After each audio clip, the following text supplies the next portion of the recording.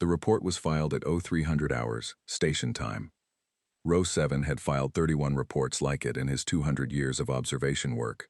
He filed this one the same way he filed all the others. Efficiently. Without ceremony. The way you throw out food that has gone slightly bad. No drama. Just disposal. Earth. Third planet, Sol system. Single inhabited body. Population, approximately 8.1 billion. Technology index, class 1. Intraspecies conflict, ongoing. Unified planetary defense capability, negligible. Threat rating, non-applicable. Recommendation, harvest candidate. Forward to Cretth expansion division for processing. He sent it. Made himself a hot drink. The drink was from a world the Cretth had processed 7 years ago. Sweet. A little bitter at the back. He had a whole case of it, because nobody was making more. He did not think about that. The Cretth fleet arrived on a Tuesday. 14,000 ships. The smallest one was 300 meters long. The largest, the command vessel, the Veldara, Veth's ship, the ship he had ridden into 23 first contacts and watched 23 civilizations fold like wet paper. That one was 11 kilometers from nose to engine burn. Bigger than some mountains. Quieter, in the vacuum, than a held breath. They came out of fold space at 0612 hours, Greenwich Mean Time, 40,000 kilometers above the equator, and they hung there in the dark above the blue planet like a second moon made of knives. Ambassador Veth stood at the viewport and looked down. He had seen planets like this before. Blue-green, thin cloud cover, oceans, the kind of planet that made species soft. Too much food, too much water, too much comfort. Species from planets like this tended to cry during surrender negotiations. One of them had fainted. Veth had the recording somewhere. He straightened his collar. This is routine, he told himself. His aide handed him the broadcast file. Standard template. The same words, more or less, that had opened 23 surrender negotiations. Change the species name, adjust the frequency range for whatever auditory organs the target had, run it on a loop until they respond. Simple. Broadcast, Veth said. The signal hit Earth's atmosphere at 0613 hours and 14 seconds. By 0613 hours and 58 seconds, it had been received, decoded, and translated by 7 independent agencies across 4 continents. The translation took 44 seconds because the Cretth, either from arrogance or simple habit, had included a cipher key in the header. They had been doing this for so long that the possibility of a species that could not decode it simply hadn't occurred to them. By 0614 hours, it was in the hands of the United Earth Defense Council. The UADC had been meeting in emergency session since 0603 hours, when the fold space event was first detected. 11 minutes of prep before the call came in. 11 minutes of people walking very fast down corridors and sitting down very hard in chairs and pulling up screens and not quite looking at each other. The council chamber was underground, had been, since it was built, 700 meters of granite between it and whatever might come from the sky. Commander Yara Ose read the translation once. Then she set it down. She rubbed her left thumb, slow and circular, against the pad of her index finger. 3 seconds. A small private count that nobody in that room would have recognized as the thing she did when a decision was going to cost lives, and she was making it anyway. Defense posture? Someone asked. Already in it, she said. They're asking for full surrender. Planetary. I read it. She looked at the readout. 14,000 ships. She didn't flinch. She was not the kind of person who flinched at numbers. Numbers were just the shape of the problem. Get me a 4-hour window, she said. For what? To send a response. The room was quiet for a moment. Someone at the far end of the table said, gently, like they were talking to someone standing on a ledge, Commander. The fleet alone represents a firepower index of... I know what it represents. She looked up. Her voice hadn't moved. Same volume as always. Same flat, precise delivery. The voice of a woman who had spent so long giving orders. That inflection felt like a waste of energy. 4 hours. Then we respond. Get the division commanders on the line. Start the clock. She stood up. Walked to the door. Paused. Hand on the frame. Because one more thing occurred to her. And kill the civilian frequencies. All of them. News, social, entertainment, everything. That's going to cause panic. No, she said. It's going to cause confusion. Panic is what happens when people know what's coming. Confusion just means they don't have their phones. She left. Corporal James Okoro, Patch, to everyone who mattered, was eating instant noodles when the alert hit. Chicken flavor. Third packet of the week, which told you something about either the supply chain or his life choices. He was sitting in the duty station at CFB Cold Lake, northern Alberta, feet up on the console, watching the screensaver drift across the secondary monitor, thinking about absolutely nothing, which was his preferred state of existence. The alert was a sound he'd never heard in 2 years of active service.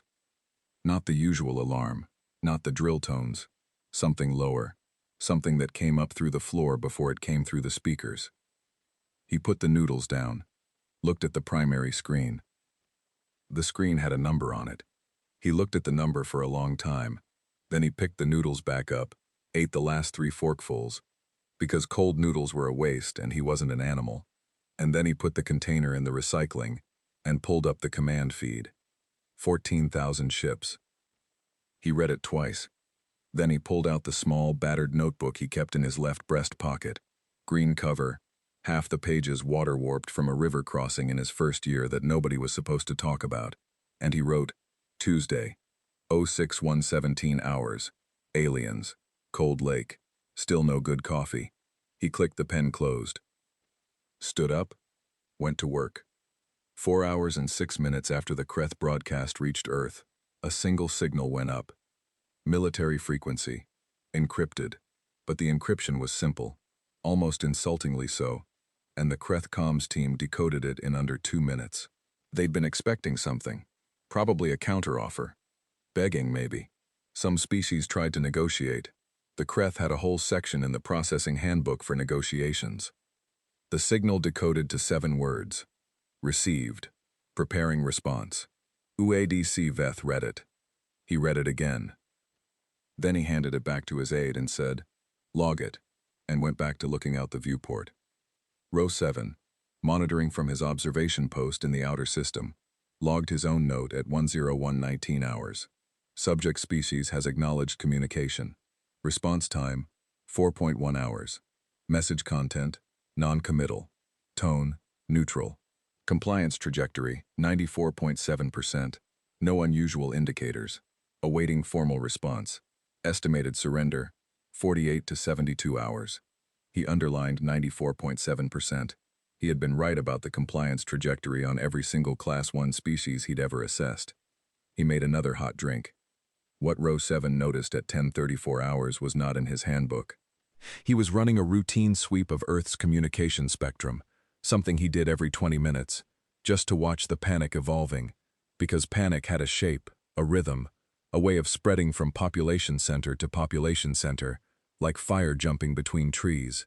When he realized there was nothing to watch. The spectrum was empty. Not damaged, not jammed, empty, like someone had reached over and turned a dial. He checked his instruments, ran a diagnostic, checked again. Every civilian broadcast frequency, on every continent, had gone dark at the same moment. He had never seen this before. Not once.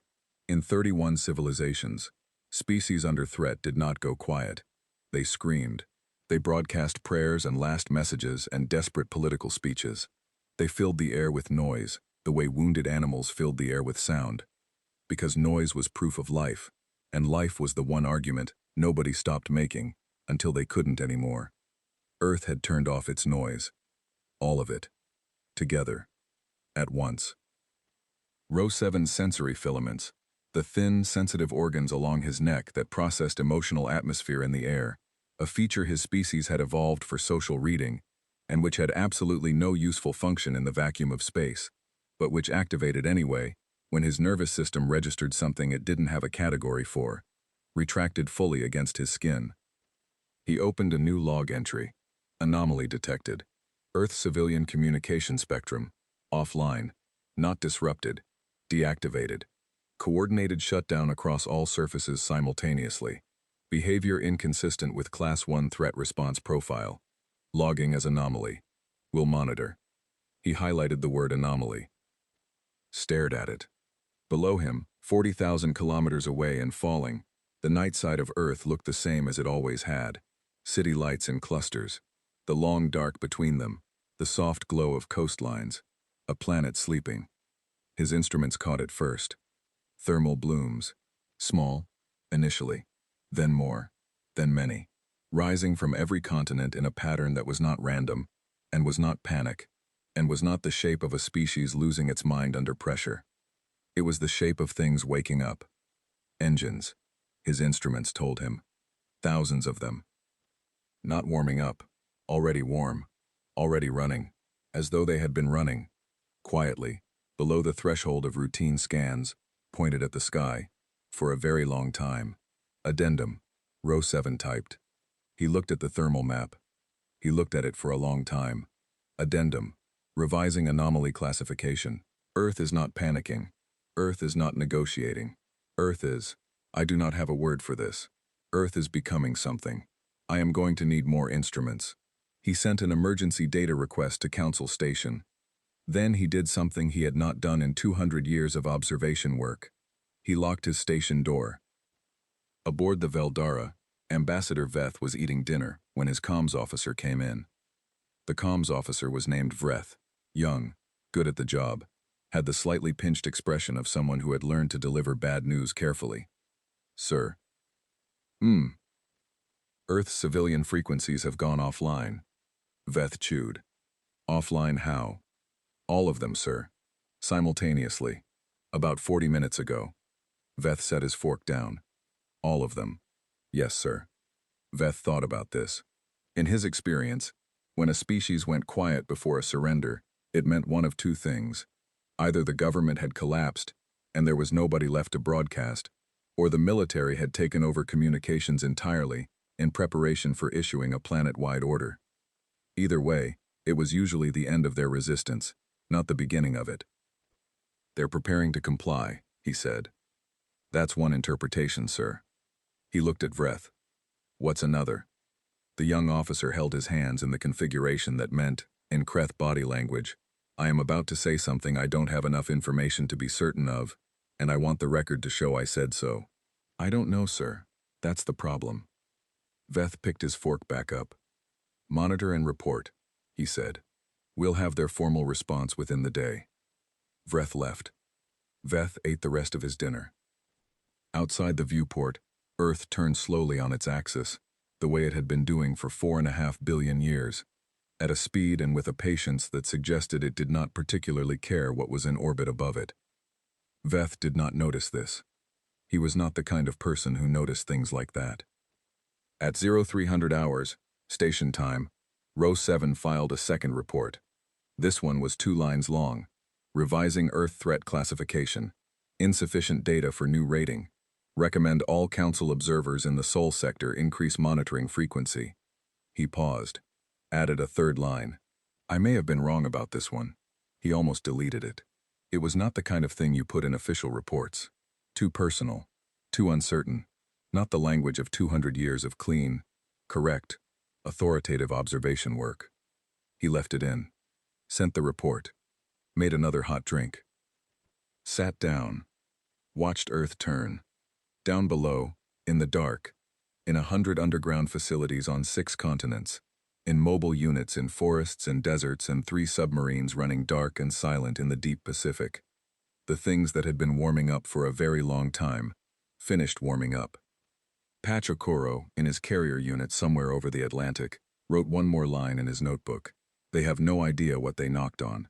He clicked the pen closed. Outside, the stars were very bright. Very many. Very quiet. For now. Ambassador Veth was eating breakfast when the war started. Eggs. The Cretth equivalent. Pale yellow, slightly gelatinous. And a reading tablet propped against his water glass displaying the morning's political summaries. None of which he was really reading, because he had read 10,000 political summaries in his career, and they all said the same 3 things, in slightly different orders. He was bored. He was profoundly, cosmically, structurally bored, in the way that only a man who has won 23 times can be bored.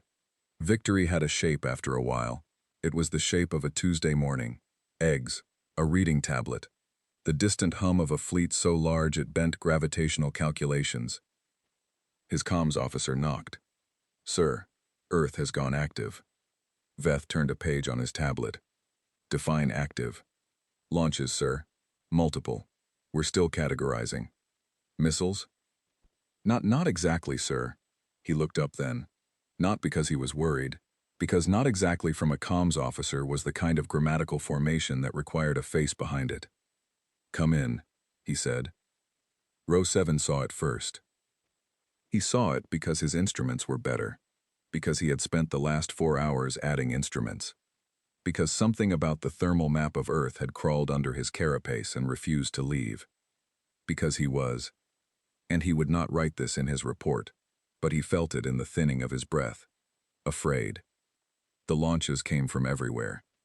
Not from military installations only, not from known defense sites or the locations his preliminary survey had flagged as weapon-adjacent. Everywhere. Forests, deserts, the open ocean, underground, punching up through ground that showed no surface signature at all until the moment it opened. He watched the map and it was like watching a planet turn itself inside out, like watching something that had been folded very small, very carefully, for a very long time, unfold all at once. He started counting. He stopped counting. His instruments did it for him. 4,200,000 and some number of units after that, which the counter was still calculating when the first wave hit the Cretth fleet. Point defense was the Cretth's best technology. They had spent 400 years refining it, targeting systems that could track a 2-meter projectile at 40,000 kilometers, reaction times measured in fractions of a second, overlapping fields of fire that left no gap larger than a standard shuttle. In 23 engagements, no incoming ordnance had ever reached a Cretth hull. This was not ordnance. Each unit was the size of a closed fist. Each unit had no metal in it, no explosive payload, no heat signature above ambient. They came in loose, irregular formations that the targeting system's pattern recognition software cycled through 17 classification attempts on, in the first 2 seconds, landing on debris field before the software was overridden by the officer watching the screen who said, very quietly, "That debris field is accelerating." Point defense killed 200,000 of them in the first 8 seconds. It killed them efficiently and precisely, and it killed exactly as many as its overlapping fields of fire could process in that window, and then the remaining 4 million crossed the threshold and hit the fleet. Not to destroy. To eat. Patch felt it before he understood it. He was in a transport carrier, mid-Atlantic, strapped into the jump seat with 11 other soldiers, who were all performing various versions of the same act, staring at something near their feet, breathing in a particular way, not talking. The carrier was dark except for the instrument panels and a thin strip of emergency lighting along the floor that turned everyone's face the color of old bruises. The readout on his wrist unit changed. Numbers, ship counts, status indicators flipping from green to yellow to red in patterns that started slow and then didn't. He watched it for a while. Pulled out his notebook. 09/118 hours. First contact plus 4 hours. The maths are happening. Don't look at the maths if you want to sleep ever again. He clicked the pen.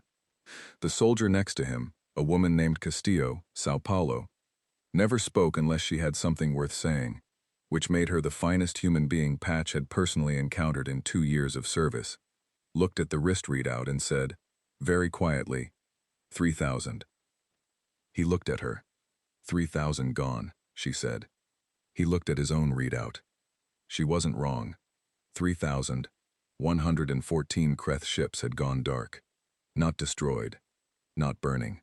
Dark, silent, blind and deaf and full of crew who were trying to understand what was happening to their sensor arrays, their communication systems, their navigation beacons, trying to find the things taking them apart with hands that could not feel anything smaller than a standard tool. The units were smaller than a standard tool. Patch wrote, "Gnats. They sent gnats. 4 million gnats." He stared at that for a moment. "We sent gnats to fight the fleet that came to end us. Wild." Veth reached the command deck in time to watch the 6th ship go dark. He stood at the main display and he watched the status indicators. and he was very still in the way that predators are still, not calm, not frozen, but concentrated. Everything pulled inward toward the calculations happening behind his eyes. "Get me a count," he said. "Sir, the count is—" "Get it." 3,400, sir. In the first. The officer checked his panel. In the first 40 seconds. Veth looked at the display. The display showed 14,000 green indicators when they arrived. It showed, right now, just over 10,000. The red ones were not exploding. They were not fighting back. They were just going red, quietly, one after another, like someone walking down a very long corridor turning off lights.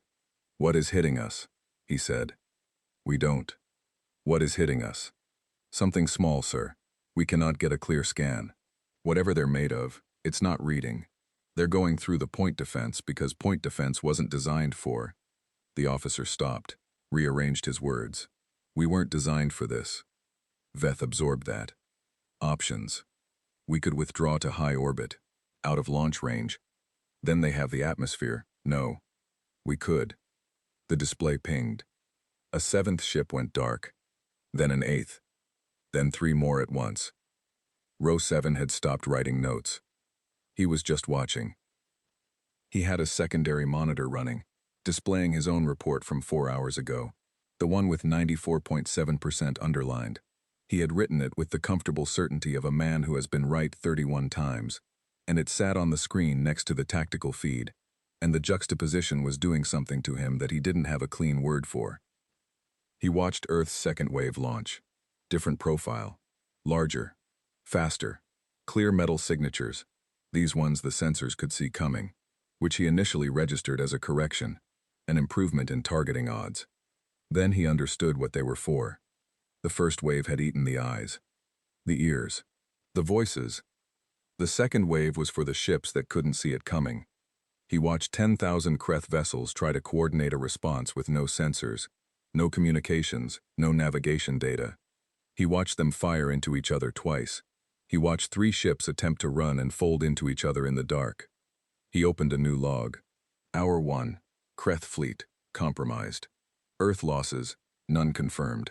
Tactical analysis. Earth did not attack the fleet. Earth attacked the fleet's ability to understand what was happening to it. There is a meaningful difference. I am still working out what the difference means. He paused. The difference is this. You can fight something that is trying to kill you. You cannot fight something that is trying to confuse you. Because confusion is not a position. You cannot hold a line against it. You cannot retreat from it. You are simply inside it. The Cretth are inside it. He saved the entry. Opened a new one. Hour 1. Addendum. Earth has lost 14 personnel. 14. In 1 hour. Against this fleet. He stared at the number. 14. He could not make it mean what it should mean. A number that small, in a context this large, did not resolve into sense. It sat in his mind like a stone dropped into water that refused to sink, just floating there, turning slowly, waiting for him to understand something he did not yet have the frame for. He sent an emergency transmission to the Galactic Council. It contained coordinates. 1 word. Watch. Patch's carrier broke atmosphere at 10:41 hours. He felt it. The shudder, the pressure change, the sound shifting from nothing to something, as air happened around them again. The strip lighting flickered. Someone across the carrier said something in a language he didn't catch. Castillo was asleep. She could sleep through anything. He had once watched her sleep through a fire alarm and a subsequent actual small fire. He envied that. His wrist readout showed 4,400 now. He hadn't meant to look. He'd made a decision not to look. The maths would still be happening whether he watched it or not. He looked anyway. 4,400 Cretth ships. Gone dark or gone entirely. In 1 hour. He thought about his grandfather, who had a saying that Patch had always thought was just old man talk, the kind of compressed wisdom that sounds good and means nothing when you're young, and think you understand the shape of the world already. Don't start a fight with someone who has been waiting for you. He wrote it in the notebook. Looked at it. Thought. Granddad. Granddad, you had no idea. The carrier banked. Through the small porthole across the cabin, he had a view of nothing. of the wall, of Castillo's sleeping face. Someone else had a porthole with a view, and he heard them say something. Not words, just a sound. The particular catch-in-the-throat note of a person seeing something they do not have the vocabulary for yet. "What?" Patch said. The soldier with the porthole, new transfer name Patch read, Okonkwo, Lagos like him, which meant they would either get along perfectly or drive each other insane, looked back. "The sky," Okonkwo said. "What about it?" "It's full." Patch undid his strap, stood up, leaned across the carrier to the porthole. Outside, in the upper atmosphere, the second wave was rising. He had known the numbers. He had watched the readouts. Numbers and readouts are a way of knowing something without feeling it, and he had been relying on that distinction for the last 2 hours. But here was the thing itself. Not a readout. The sky, full of it, rising in columns from every direction he could see, spreading into the black at the edge of the atmosphere, the geometry of it so large that it bent perspective, that it made the horizon feel like a detail rather than a boundary, that it made the planet below feel like it was reaching up, like something that had been pushed down for a very long time was standing. He looked at it for a long time. Okonkwo said, "You know what it looks like?" "Don't say it." "It looks like—" "I know what it looks like." He went back to his seat, sat down, picked up the notebook, wrote, "They came 400 light-years to die confused. Their mistake wasn't coming. It was coming certain." He underlined certain, clicked the pen. Outside, 40,000 kilometers above him, the fleet that had arrived certain was becoming a different shape entirely. One ship at a time, each one quiet, each one dark. Like a man who walks into a room absolutely sure of himself and finds, when he gets there, that the room has been rearranged, that the lights are off, that the floor is somewhere other than where floors are supposed to be. Like that. Except the room was Earth, and Earth had been rearranging the furniture for a very long time. Patch's boots hit alien soil at 0340 hours. Local. He stood there for a second. Just stood. The ground was the color of old rust and it gave slightly underfoot, like packed sand over something softer, and the sky above it was wrong. Not wrong bad, just wrong in the way that things are wrong when your whole life a sky has been one color, and now it isn't. Veth-4's sun was further away than Sol. Older. It lit the planet the way a lamp with a failing bulb lights a room. Enough to see, not enough to trust. He looked at it, pulled out the notebook. 0340 hours Veth-4. Alien sun. Still no good coffee. Ground feels like walking on a bruise. He clicked the pen. Castillo landed behind him, boots finding the rust ground without looking, the way she did everything. Like the world was expected to arrange itself correctly, and usually did. She looked at the sky. She said. That was her whole review of a planet 40 light-years from everything she had ever known. Patch loved that about her. The Galactic Council watched through Row 7's feed. All 47 of them. This was not normal procedure. Council observation sessions were filed, archived, reviewed later by specialists who wrote papers that other specialists read and filed and reviewed. They were not attended live. They were not watched the way you watch something you are afraid to look away from. But Row 7's emergency transmission, coordinates, watch, had moved through Council Station at 0200 hours, and by 0230 the chamber was full. Nobody had called the session. They just came. They stood at the feed and watched a human fleet follow the retreating Cretth into fold space, and nobody said anything because nobody had a frame for what they were seeing. And you do not comment on something you don't have a frame for. You just watch.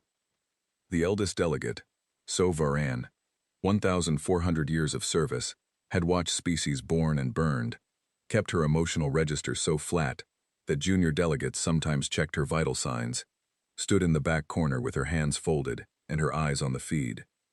Row 7, watching his own feed in his locked observation station, pulled up the council chamber's secondary monitor. He watched them watching. He had never seen So Varan's filaments move. They were moving now, small, barely visible, the way a person's hands move when they're trying not to show that their hands are shaking. He logged this, did not know what to do with it. logged it anyway. The plan was not in any military doctrine the Cretth had on record for Class 1 species. The plan was not in any military doctrine the Galactic Council had on record for any species. The human fleet did not stop at the edge of Cretth space. It did not establish a perimeter. It did not demand terms. It did not do the thing that every species in recorded history had done when they pushed an aggressor back to their own border, which was stop, because the border meant something, because borders are the line between we defended ourselves and we became something else. The human fleet crossed the border, 40 light-years from Earth, chasing a retreating force into their own staging system, and they crossed it without slowing down. The council chamber made a sound. Not words, just sound. The collective exhale of 47 species who had, until this moment, been managing the situation into a shape they understood. Row 7 was already typing. Hour 6. Earth counter-incursion confirmed. Fleet has entered Cretth staging system Veldara 3. 3 planets with military infrastructure. Weapons, shipyards, factories currently producing additional fleet units. Analysis pending. He stopped. Stared at the feed. Earth is not bombing the factories. Patch's unit moved through the factory floor in a line. Not fast, not slow. The pace of people who have thought about this. Not here, not tonight, somewhere before, somewhere quiet, somewhere it was planned. The factory was enormous. Cretth scale. The ceiling was so high it had its own weather. A thin cold up there that wasn't quite cloud but wasn't not cloud either. The machines were running when they arrived. Still running. The workers, not soldiers, the civilian technical staff, had left in a way that suggested they left fast but also organized, which told Patch something about the kind of species the Cretth were underneath the fleet. The machines made a sound like a city breathing. He'd expected more. He didn't know. More resistance. More something. Instead, there was just the enormous breathing room, and his unit spread out across it in the practiced geometry of people who'd trained for exactly this, and he found himself doing the thing they'd been told to do. He started taking it apart, panel by panel, component by component, hands and tools and careful, deliberate work, not destroying, cataloging first, then removing.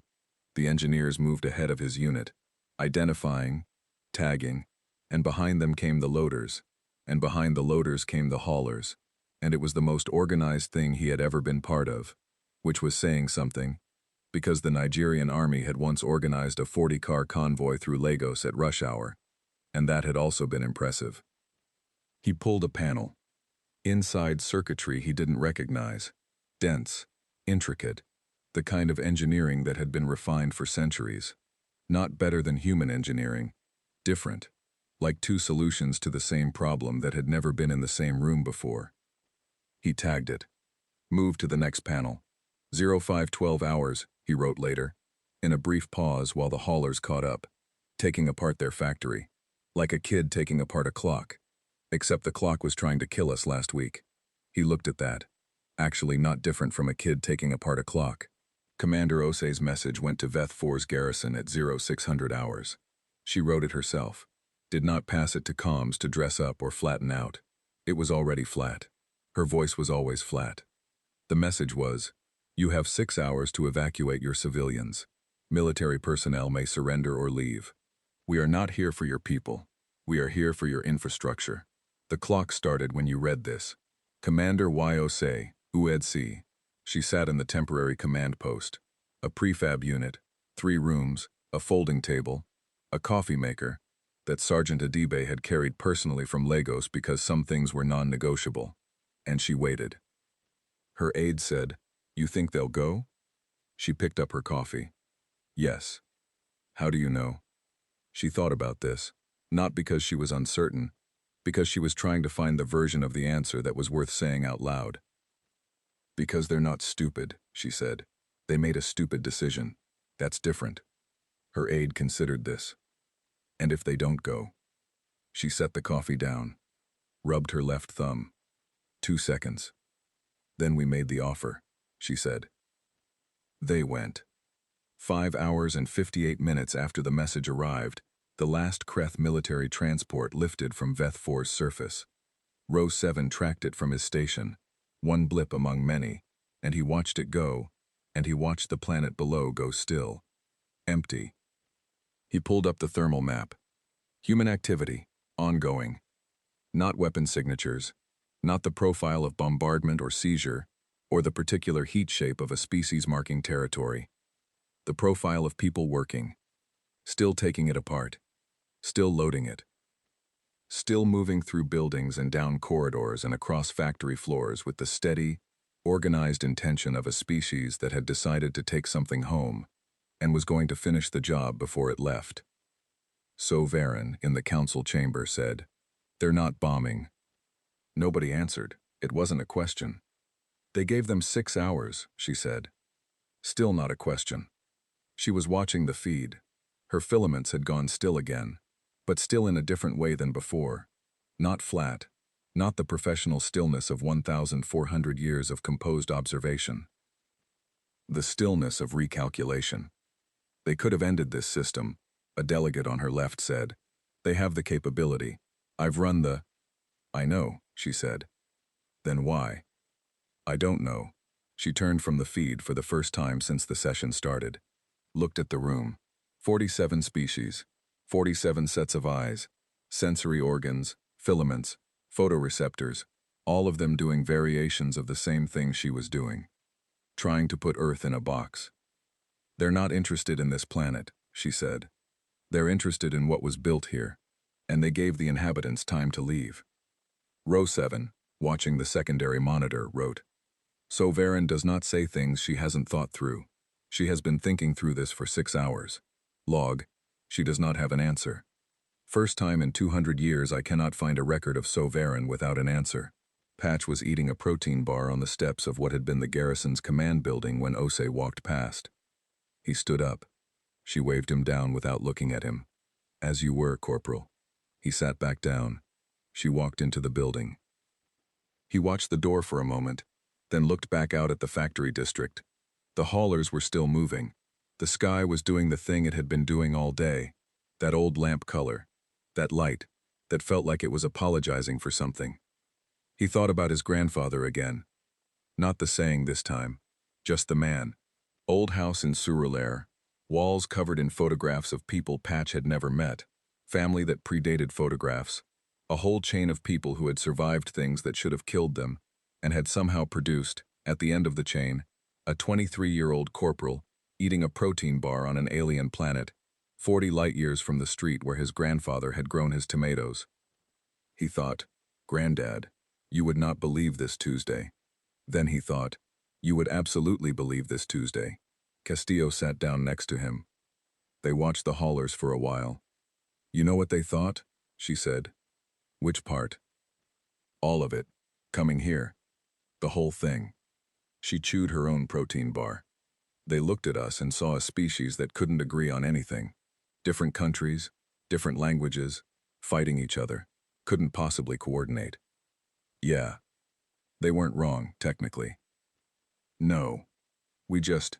She stopped, thought about it. "We coordinate when it matters." Patch nodded.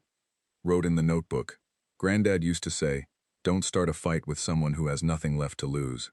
These Cretth started a fight with 8 billion people who had everything to lose. Same thing, turns out, when everything's on the line. Even people who disagree about everything agree about that. He stared at that. Added, "Maybe especially then." The ceasefire request came at 2100 hours. It was formal, correctly formatted. All the diplomatic codes in the right places. Whoever drafted it on the Cretth side had done it properly, carefully. The way you do something when you want the record to show you did it right. It reached the UED-CAC at 2100 hours and 11 seconds. The UED's response went out at 2111 hours. 11 minutes. Not 72 hours. Not a day. Not a political meeting with 17 subcommittees. 11 minutes. The response was 5 words. Received. We'll finish first. UEDC in the council chamber. The delegate who had been most vocal, a Tresh named Orvek. Young, experienced enough to have opinions but not enough to know when to keep them, said, "That's not a ceasefire response. That's a schedule," said So Varen. He looked at her. "They're telling the Cretth when this will end," she said. Not asking. Telling. When they're finished taking what they came for, they'll go home. She turned back to the feed. They are keeping their word about the civilians. They will keep their word about this. You sound like you respect them. I'm afraid of them, she said. The room went quiet. So Varen. 1,400 years. 31 species observed. Wars witnessed. Civilizations catalogued. The woman for whom the concept of afraid had become, across 14 centuries, a largely theoretical category. Not because of the weapons, she said, before anyone could ask. Not because of the ships, or the drones, or the capability. She looked at the feed. Humans moving through an alien factory in the dark, careful, organized, thorough, taking what they wanted, and leaving everything else. Because they know exactly what they're doing, she said, and exactly when to stop. Row 7, alone in his locked station, did not write anything for a long time. Then, addendum. Final note before I sleep. They could have ended a species today. They sent a schedule instead. He saved it. Looked out the viewport. Earth's sun was a dot from here. A very ordinary star.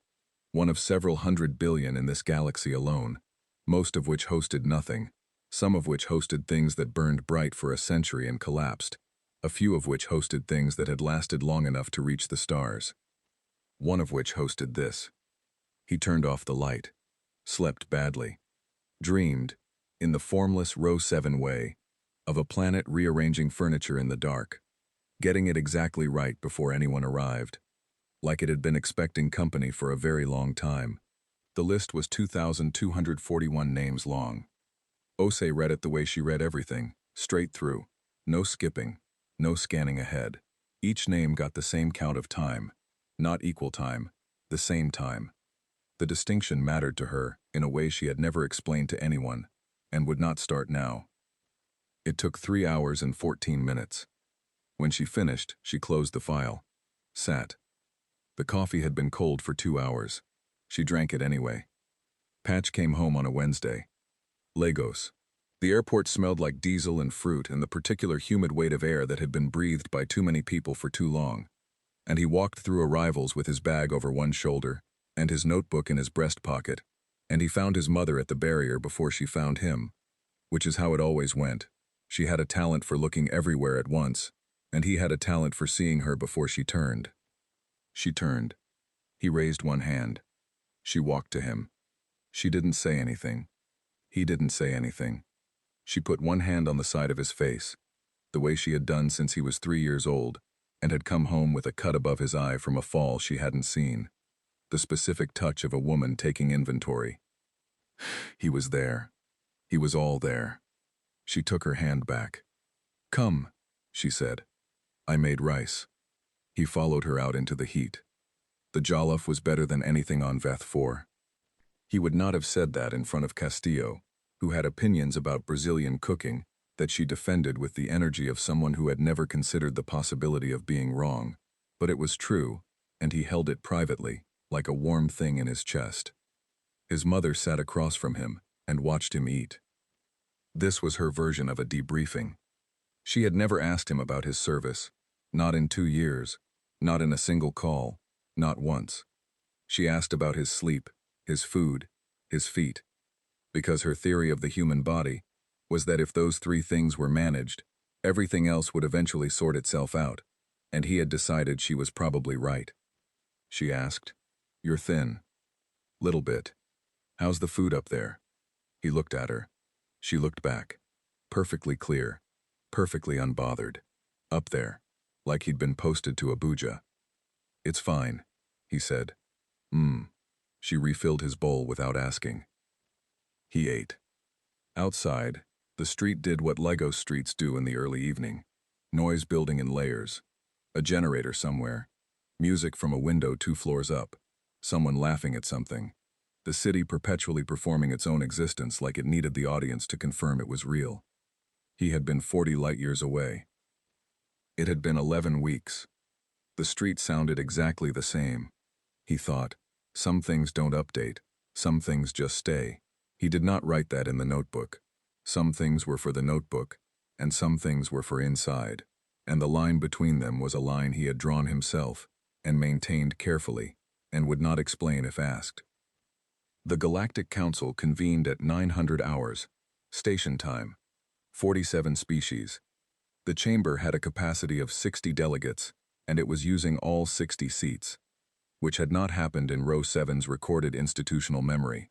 He was present in observer capacity, which meant he sat to the left of the main floor in a chair that was slightly too small for him and took notes.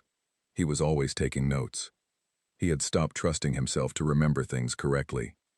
The first item on the agenda was reclassification. Not Earth's classification, everyone's. The delegate from the Tresh opened it. Young Orvek, who had been almost vocal in the last session, and had spent the intervening weeks apparently deciding to become fully vocal. Every Class 1 assessment in this council's database was built on the same model. The model is wrong. We are requesting a full audit of every civilization currently rated non-threatening. Silence. Not the silence of disagreement. The silence of a room full of species who had all, privately, in their own stations and ships and home offices, already run the same calculation and arrived at the same place, and were relieved that someone else said it first. How many assessments? Someone asked. 412. The silence changed shape. We cannot, someone said, reclassify 412 civilizations on the basis of... On the basis of what? Orvek said. On the basis of having been completely wrong about one? On the basis of the fact that our threat model does not account for... He looked at his notes, which Row 7 suspected was a prop, because Orvek did not look like someone who needed notes. Accumulated historical trauma, coordinated planetary psychology, or the cognitive profile of a species that has survived itself for 300,000 years. He was quoting Row 7's report. Row 7 made a note about that. We need time, someone said. Every Class 1 species in this database has less time than we thought, Orvek said. That's the point. So Varen, who had not spoken, spoke. The audit begins today, she said. That was it. The item closed. The Cretth sent their peace terms through the standard council channel at 1400 hours. The format was correct. The seals were in order. It had the exhausted precision of a document produced by people who were used to winning and were now, for the first time, writing something else, and were making very sure it was right, because being right about the paperwork was the only dignity still available to them. The council expected Earth's response to be territorial. That was the word that cycled through the chamber's informal conversations in the hours before it arrived. Territorial. Species that one wanted land, or resources, or formal submission, or some combination of the three that could be arranged into a monument to the fact of the winning. Earth's terms arrived at 1600 hours. 3 points. Row 7 read them. Read them again. Wrote them in his notes verbatim, because he did not trust paraphrase to hold what they were. 1. Return all surveillance data collected during pre-contact period. 2. Grant Earth observer status in the Galactic Council. 3. No contact with Earth for 50 years unless contact is initiated by Earth. That was it. No territory. No reparations. No formal Cretth submission ceremony, of the kind the Tresh had demanded from the Velmarin after the Outer Reach conflict, which had involved 17 symbolic acts and a public reading of a document of culpability that took 4 hours and was broadcast on 7 frequencies. 3 sentences. Orvek read them and said, "This is a joke." So Varan said, "It isn't. They won. They could take." "They don't want it," she said. "Then what do they want?" She was quiet for a moment. "To be left alone," she said. "To become whatever they're going to become without us watching." The chamber sat with that. "And the 50 years?" someone said. "Insurance," Row 7 said. Everyone looked at him. He was not supposed to speak in session. He was an observer. He spoke anyway. "They're not afraid of us coming back. They demonstrated that clearly enough. The 50 years is space, room. They want to grow without having to explain themselves." He looked at his notes. "They showed us what they are under pressure. Now they want time to figure out what they are without it." The chamber was quiet. Then Sovereign said, "Accept all 3. Nobody argued. Ose was in her office when the terms were formally accepted. Her aide knocked, told her. She nodded, said, "Thank you." The aide left. She sat. The office was almost empty. She had been packing for 2 days. Slow, methodical, the kind of packing that is also a kind of accounting. Books, documents, 3 citations in frames she had never hung. A plant that had somehow survived 11 months of irregular watering, which she respected enormously. And the photo. It was near the bottom of the second box, which is where things go that you're not ready to see but also not ready to leave behind. Her daughter, age 7, standing in the backyard of the Accra house, holding a telescope she had made herself out of cardboard tubes and the lenses from a pair of broken binoculars, holding it up at the sky, eyes squinted, completely serious, the expression of someone who has decided that the sky is a problem to be solved, and she is the one who will solve it. Ose picked up the photo, held it, did not think about the 2,241 names. She had already done that. 3 hours and 14 minutes of doing that. Whatever needed to happen inside her after that had started happening, and would keep happening, and did not require her attention, or her presence, or her permission. She thought about the telescope, cardboard and broken glass. Her daughter had seen something in the sky she wanted to get closer to. She did not wait for the right equipment. She built the wrong equipment, and used it anyway. Ose put the photo in her bag, stood up, looked at the empty walls, turned off the light. Row 7 filed his report at 2300 hours.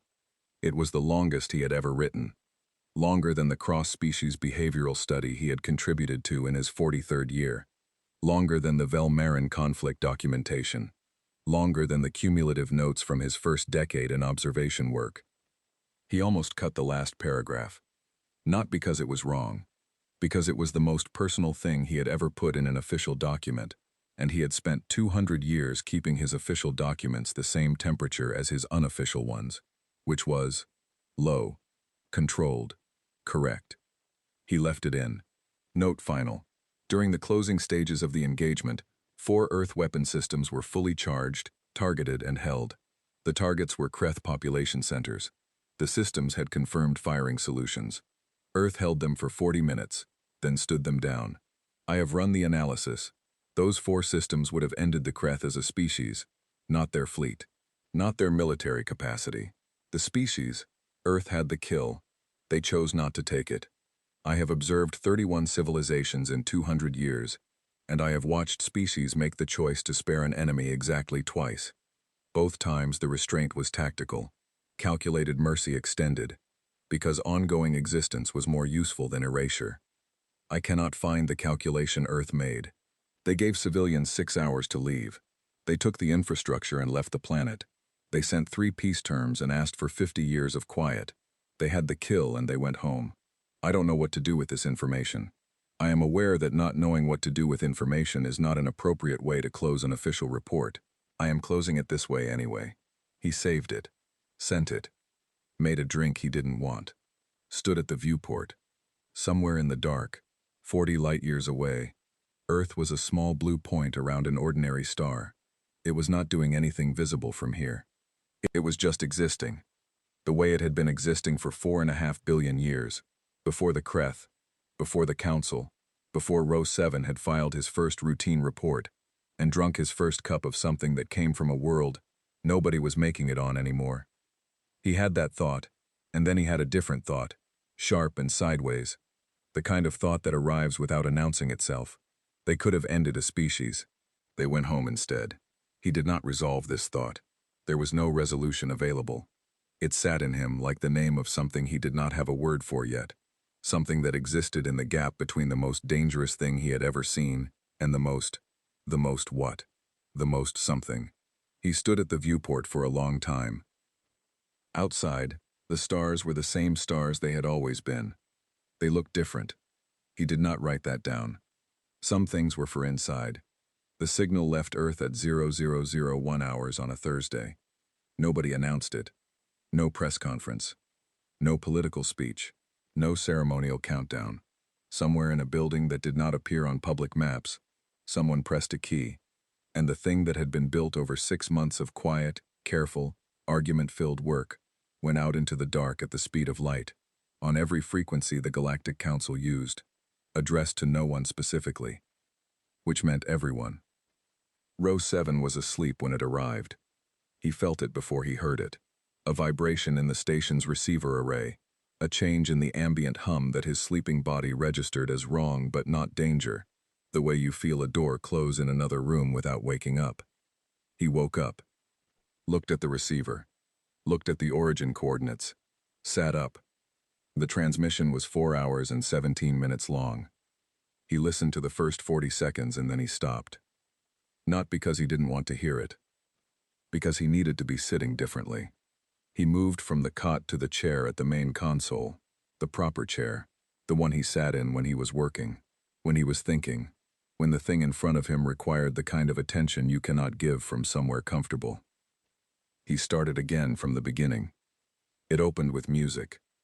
Not one kind, not an overture or a representative sample, curated by committee to present a balanced cultural portrait. All of it, stacked and layered and bleeding into each other. Something with drums that hit like a physical argument, and something with strings that hurt in the specific way that things hurt when they are beautiful, and you know they will end, and underneath both of those, something older, a single voice, in a language Row 7's translator couldn't parse, singing the way people sing when they think nobody is listening, which is the only way singing is ever true. It ran for 6 minutes. Then it cut. A child laughing. 3 seconds. Then a man's voice, low, telling a joke in a language Row 7 recognized, the one from the coastal region of the large western continent. The punchline was delivered, and someone off-mic laughed before it landed, the laugh of someone who already knew the joke and couldn't help it. Then that cut too. Row 7 stopped writing notes at the 11-minute mark. He had been trained to take notes. 200 years of training. You observe, you record, you file. The notes are the job. The notes are the only thing that outlasts you, and you are the only thing that outlasts the moment. So the chain is moment, observer, notes, record, time. He stopped. His hands stayed on the console. He just listened. A city after rain. Someone running. Not from anything. The sound of it was wrong for fear. Toward something, maybe. Or just for the feeling of it. Feet on wet ground. Breathing hard, the city opening up around the runner in the way cities do at night when most of the people have gone inside. Running because the body wanted to. Because it could. A hospital room. Row 7 knew the acoustic signature of medical spaces. He had cataloged enough of them. The particular silence that is not empty but held. A machine, somewhere, measuring something. And then, a hand. The sound of a hand finding another hand in the dark. The small, unmistakable sound of fingers closing, and a voice saying nothing, saying only, present, still here with you. Row 7's filaments extended fully. He had not felt that in a long time. He did not retract them. The transmission did not organize itself. This was the thing that kept catching him. Every diplomatic broadcast he had ever received from a species making first contact with the Council had structure, introduction, credentials, cultural summary, political statement, request. The architecture of a species presenting itself as it wanted to be seen. This had no architecture. It had the shape of a life. Not one life, many. All of them cut together without explanation or transition, each one ending before it resolved, each one leaving a small open space where the listener had to put something of themselves to fill it. A woman planting something in ground that was not good ground. Her hands working the soil, with the focus of someone who has made a private bet with the future. I will do this now, and something will come of it later, that I will not see. The patience of it, the absolute groundedness of it. A person deciding to participate in time, on time's own terms. Row 7 did not have a word for what that made him feel. He was 200 years old. He thought he had words for most things. A funeral. Rain on a roof. People singing something slow, communal, the kind of song that needs bodies in a room together to work, that does not exist in the version you sing alone, and underneath the singing, the sound of grief that was not trying to be anything other than what it was. Not composed, not performed, not managed. Just present. Just grief being grief in a room full of people who were grieving together, because the only alternative was grieving alone, and they had, collectively, decided against that. Then, a wedding. No pause between them. The same song, faster. Different words. Same room. Row 7 understood then what Earth had done. Not a presentation. A confession. At 3 hours and 44 minutes, a crowd. Enormous. He could hear the size of it before he could understand it, the way a large number of bodies in one place changes the air, makes the air into something denser, something that carries differently. They were watching something. A game, his translator told him. A match. One side scored, or did the equivalent, and the crowd. The crowd. He had observed 31 civilizations. He had been in cities when things went right for them, when the collective held its breath and then released it, when thousands of individuals became, for 30 seconds, one thing. He had never heard anything like this. It was not the volume. It was the quality. Pure. Like a held note from an instrument with no name. Then it faded. The players moved again. The crowd settled back into many. A protest. He recognized the shape of it. People in a street. Signs. Voices raised. The organized chaos of a species arguing with itself in public, because the alternative was accepting something it found unacceptable. Not violent. Loud. Specific about what it wanted. The signs were in 6 different languages. The chanting was in 3. Somehow they were all saying the same thing, which was, "This is wrong and we will not pretend it is not wrong, and we will stand in this street in the rain until something changes." The rain was there again. It rained a lot, in the transmission. Row 7 began to think rain was not incidental. 4 hours and 9 minutes. A backyard somewhere. Evening. Insects. The slow, low sound of a settlement cooling after heat. A child. Small, recently walking, still at the stage where walking was an ongoing negotiation with gravity, rather than an agreement. The child walked. Fell. There was a breath. An adult nearby, watching, not moving. The specific held breath of someone who has decided to let the falling happen because the getting up is the point. The child got up. Walked. Fell. Got up. Row 7 realized he had been holding his breath too. He released it. The child walked 4 steps. 5. 6. And a wobble. And then 7. And then a sound from the adult. Not words. Something before words. The sound a body makes when it has been trying very hard not to celebrate too early, and has just lost that fight. The child fell again. Laughed. Got up. Then, Commander Osei's voice. He recognized it. He had listened to every UEDT broadcast from the engagement, every command frequency intercept, 200 hours of her voice, at the same controlled volume. The voice of a woman who had decided that tone was a resource, and she would not spend it. Same voice. Same volume. We didn't want this war. We won it anyway. We could have gone further. We didn't. This is what we are. We are going to be out here now. We thought you should know us before you make any decisions. Silence. 4 hours and 17 minutes of transmission. And then, nothing. Just the carrier frequency. The signal still open. Earth still transmitting. Silence. The council chamber received it at 0900 hours. Station time. All 47 species. Nobody had called the session. They just came, the same way they came for the battle feed, pulled by something that did not have a name yet, the feeling that this was not something to learn about later. They listened. Row 7 watched them on the secondary monitor. He watched Orvek, young, vocal, constitutionally unable to be still, sit completely still for 4 hours and 17 minutes. He watched delegates he had never seen touch each other. Small contact, a hand on an arm, a shoulder pressed to a shoulder. Species that did not share physical space, sharing it. He watched Sovereign. She was in the back corner. Same corner as always. Hands folded. The professional stillness of 1,400 years. At the child walking section, 4 hours and 9 minutes. her hands unfolded. She pressed them flat on the console in front of her.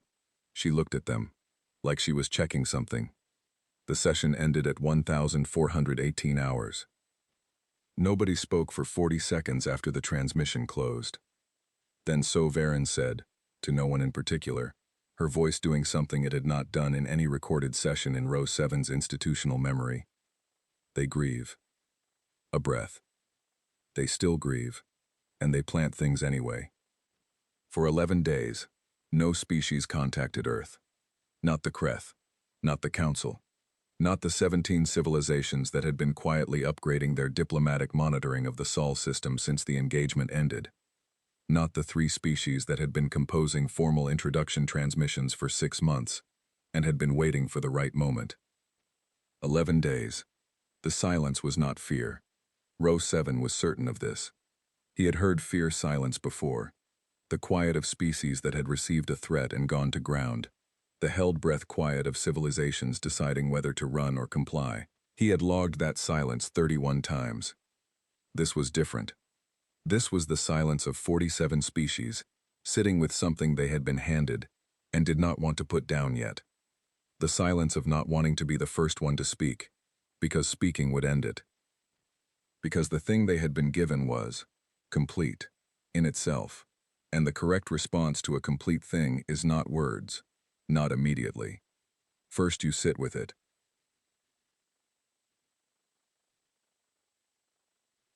Patch didn't know about the silence until his mother told him.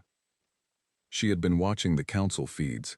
She had, it turned out, been watching them since before he shipped out, which he suspected and had never asked about, because some things you do not want confirmed. And she came into the kitchen on day 4 of the 11 and said, without preamble, while he was making eggs, "Nobody's talking." He looked up. "Out there," she said, after the broadcast. Nobody said anything. He considered this. "Good," he said. She looked at him. "They're thinking," he said. She watched him for a moment in the way she had always watched him. Inventory, assessment, the rapid calculation of a woman who had raised something she did not entirely understand, and had made peace with that. She said. She sat down at the table. He made her eggs too. Row 7 filed his final report on day 12.